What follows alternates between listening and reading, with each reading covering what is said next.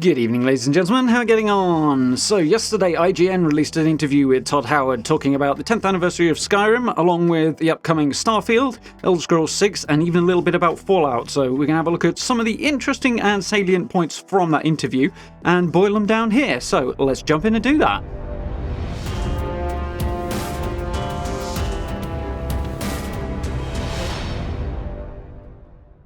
Okay then, so first up I should say, of course, I've linked the full interview down below if you want to check that out. I strongly recommend you do, because there's loads of interesting stuff in there, and I've just focused on the key stuff sort of going forward here. But well worth a watch, interesting to sort of see what's going on in the mindset over at Bethesda, and a lot of the tone stuff about how Bethesda do things and their internal sort of vibe, that sort of thing is quite implied in it, so very, very interesting. And to be honest, if you want a really good laugh, watch it on YouTube with the closed captions, because there's a couple of errors in those closed captions that inevitably come in and are absolutely hysterical, so I had a good laugh at that myself. So, let's have a look at the interesting stuff. Obviously, first up, the 10th anniversary of Skyrim and the release of Skyrim Anniversary Edition is just around the corner. In fact, it's tomorrow, so that's the big theme for this, but there's a lot of takeaways for the more interesting upcoming stuff as well. So, touching on Skyrim first, a lot of people obviously are like, oh my god, they're releasing the game again, and well, from what we have to understand here, the game still has millions of monthly players, so Todd Howard said, and it's still one of Bethesda's best sellers, even now 10 years on, which is no mean feat, let's be honest. And, of course, if people are buying it, people are playing it, of course they're going to go and put out more versions of it, because we keep throwing money at them, so why wouldn't they? And to be honest, it's been massive. It's one of the most influential games of certainly the last decade at the very least, and is very, very beloved and is very much still alive in a lot of ways. So it's kind of no wonder that it keeps on going. So very, very cool, and means a lot to a lot of people. So hence why this is all going on now. So looking forward, one of the more interesting things to talk about is what they learnt from Skyrim and what they want to take forward into future games. So obviously looking at Starfield, Tis 6, the eventual Fallout 5 there.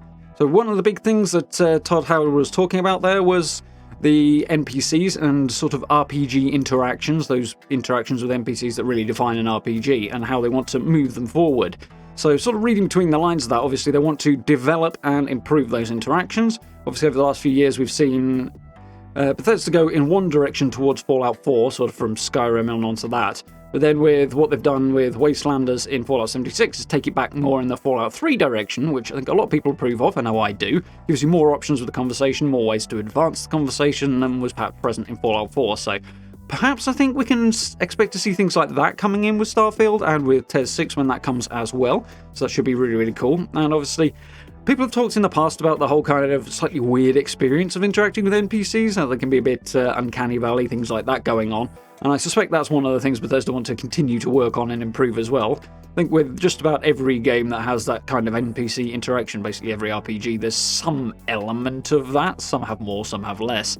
And I can't think of any off the top of my head that have the most completely human-like interactions with NPCs, but hopefully the goal will be to improve on that over time and continue working forward. So those interactions, those NPCs and their conversation options, things like that, hopefully will become even more improved, polished and that sort of thing moving forward, and something to look forward to with Starfield and Tis 6 as well. So very cool to know that that is a continuing area of development, something that Bethesda are focusing on. So, Tis 6 is obviously the natural progression from talking about Skyrim. So, there's a few things here that Todd Howard was talking about. So, a lot of that has to do with sort of the delay and the wait for it, and because of release dates being what they are and how people react to them, obviously Bethesda are not keen on giving any dates or anything like that right now, because particularly with it being so far out, there's a good chance that this might change in future.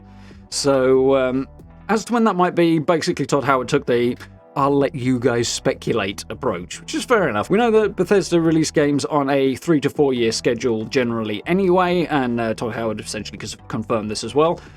So we can look at 3 to 4 years as being the gap between each game. We kind of knew this already. Starfield obviously is coming out in 2022, or at least that's the current plan. We'll get to that in a moment. We have a 4-year gap from Fallout 76 there, and then we've got a 3-year gap and some 4-year gaps and so on, looking back through Bethesda's back catalogue. So in all likelihood from that we can probably infer, as I've said before, 2025 to 2026 for Tis 6, is the likely window. We'll have to wait and see. Hopefully they won't be rushing it, they'll just take the time and get it right. And obviously the subsequent Fallout 5 will be 3 to 4 years on from that, so we're looking at 28, 29, 30, that window. 30 is probably the furthest out it would get. I think 29 is probably the most likely provisional year for Fallout 5. But obviously, Bethesda ain't going to say that yet. Well, they haven't even given a date for Tier 6 yet, so they'd be crazy to say anything about Fallout 5. Speaking of, obviously, we've mentioned just before that the sheer scale and impact of Skyrim and its massive impact over the last 10 years.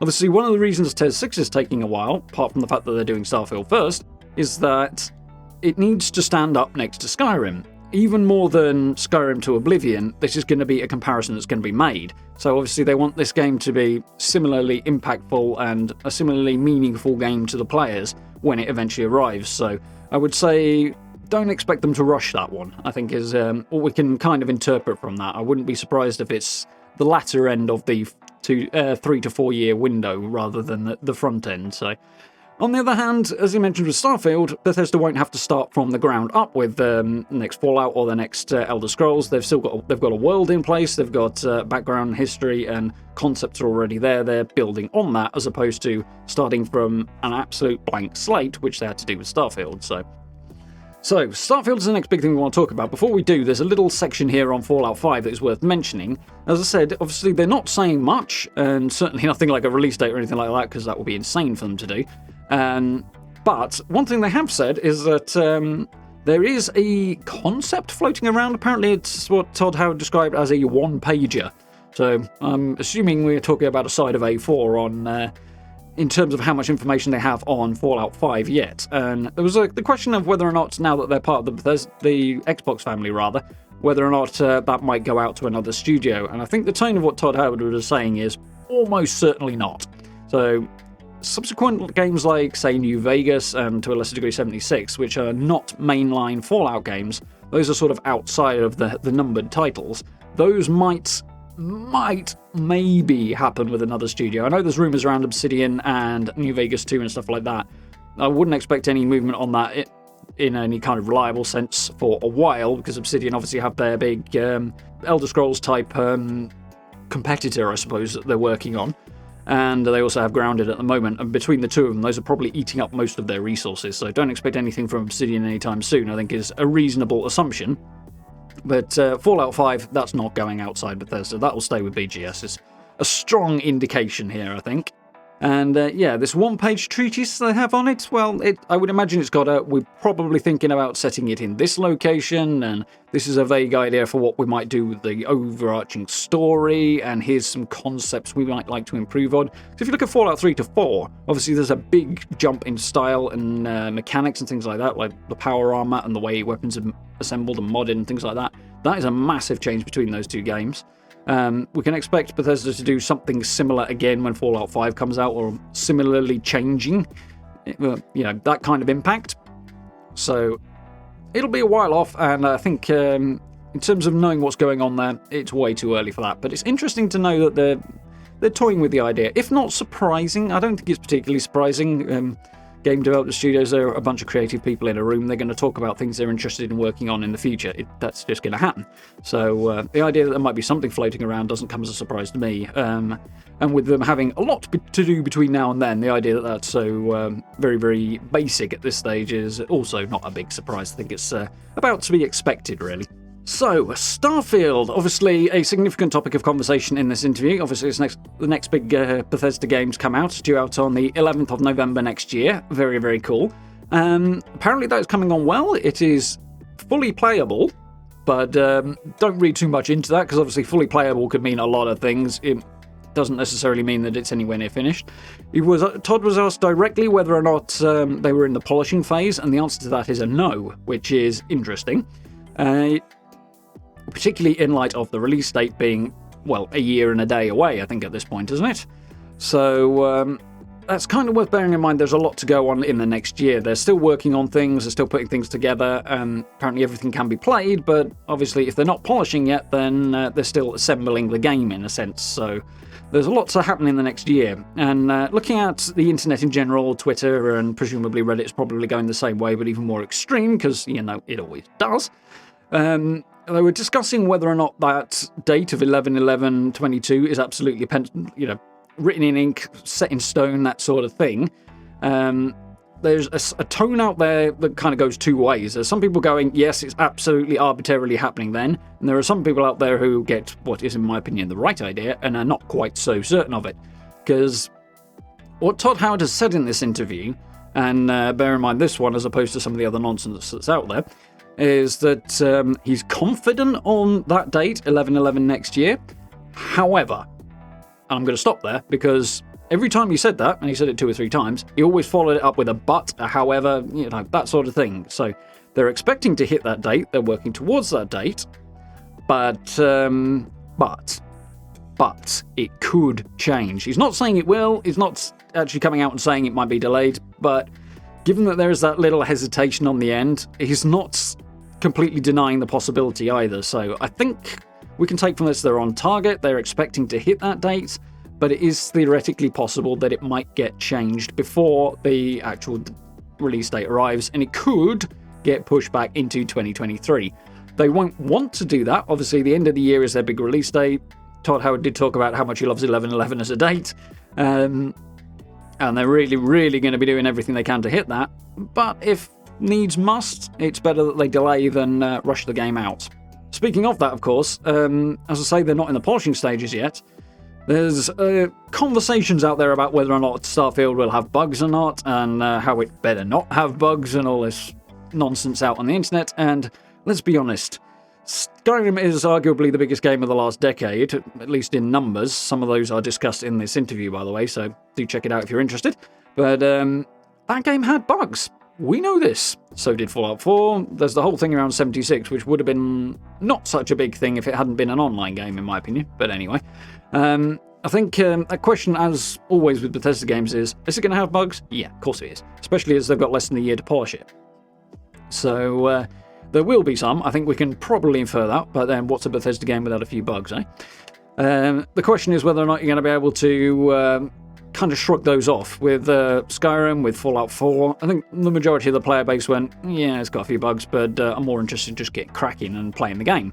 And I think the same thing's going to apply to Starfield. So, especially given that, if they were bug fixing now and polishing it out now, maybe we'd expect fewer bugs, but I think it's going to be standard, is the answer on that one.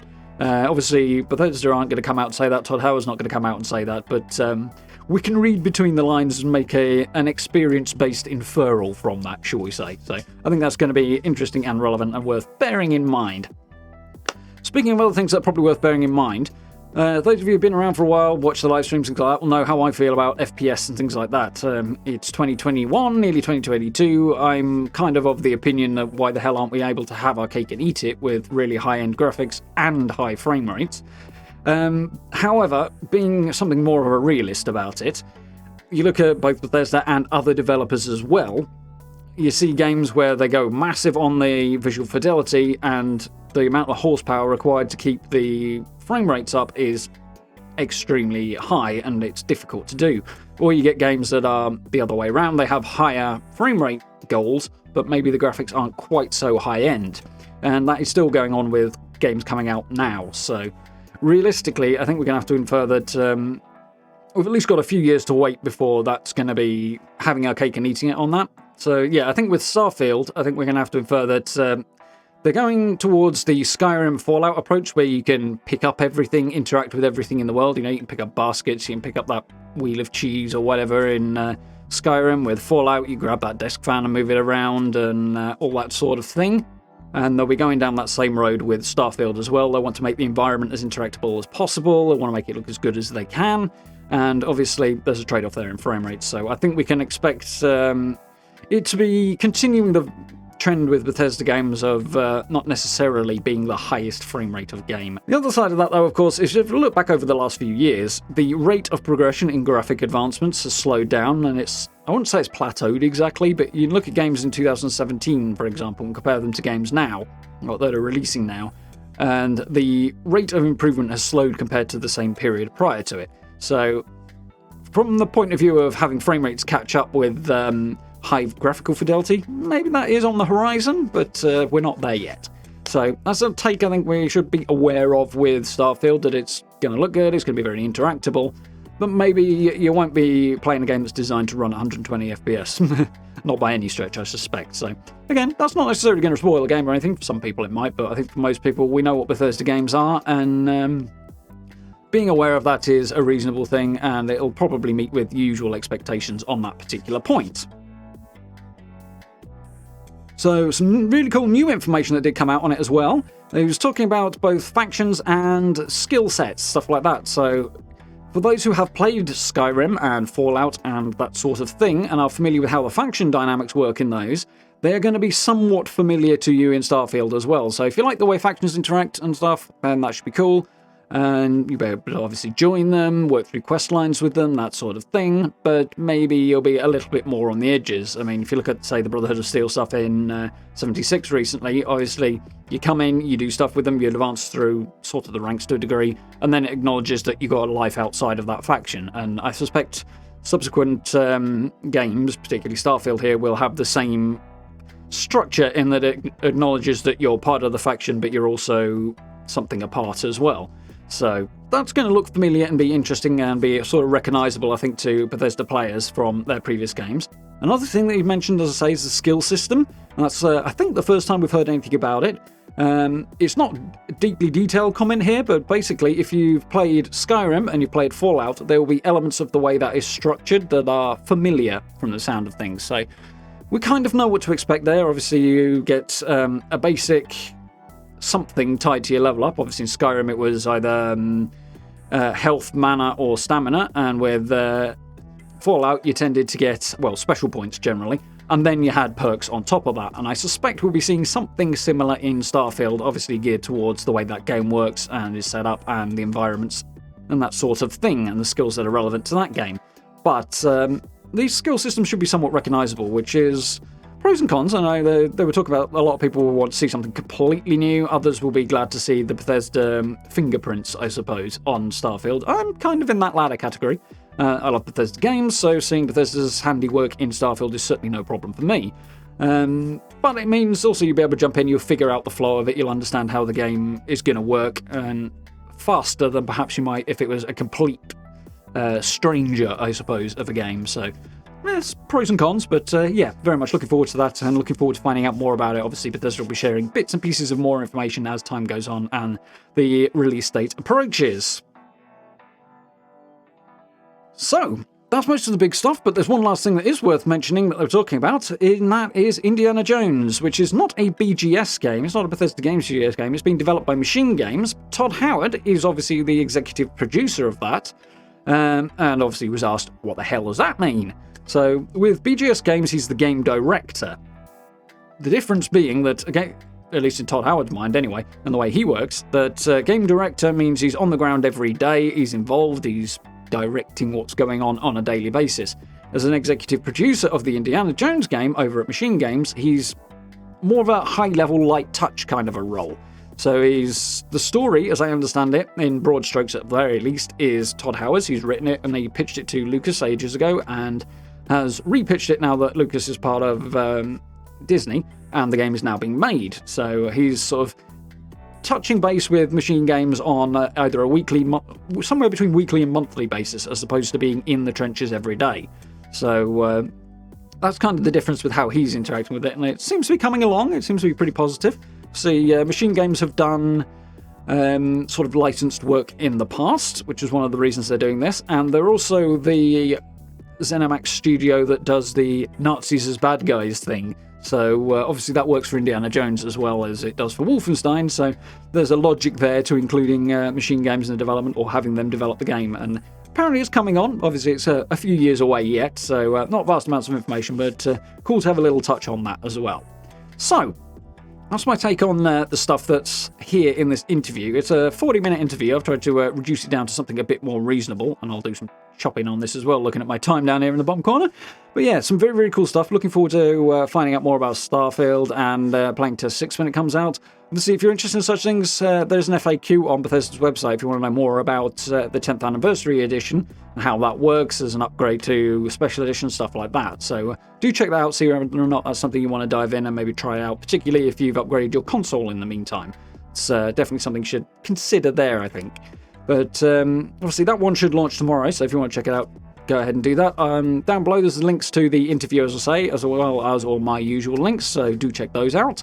Yeah, very, very hyped and excited to see what's going on with Starfield. Looking forward to getting my hands on that, and it will be having a big place on the channel, no doubt, because, yeah, Bethesda game plus sci-fi is, yeah, I'm rubbing my hands with glee about this prospect, so very excited for that. Very cool to hear more new stuff, and very interesting to take the little tidbits out of the interview and try and infer things that might apply to subsequent games as well. And always cool to hear a whisper or two about Fallout 5, despite the fact that it is many years away yet. So, thank you very much for watching. Do hope you found this useful and informative. If you did, please do consider dropping subs and likes. I very, very much appreciate it. And checking out the IGN interview as well, because it's very cool and they deserve a view for the time on that one. Down below you can also find channel memberships, social media links, and the merch store as well if you're interested in supporting the channel in that way. I very much appreciate that as well. Do check that out. It's hugely appreciated on part of everybody who's already done that. And do join us for live streams as well. We're of course continuing with Fallout 76 and The Witcher for now as well, which has been great fun. I had a lot of fun playing that last night, so do watch out for that of an evening as well. But for now, thank you very much for watching. I look forward to speaking to you all very, very soon.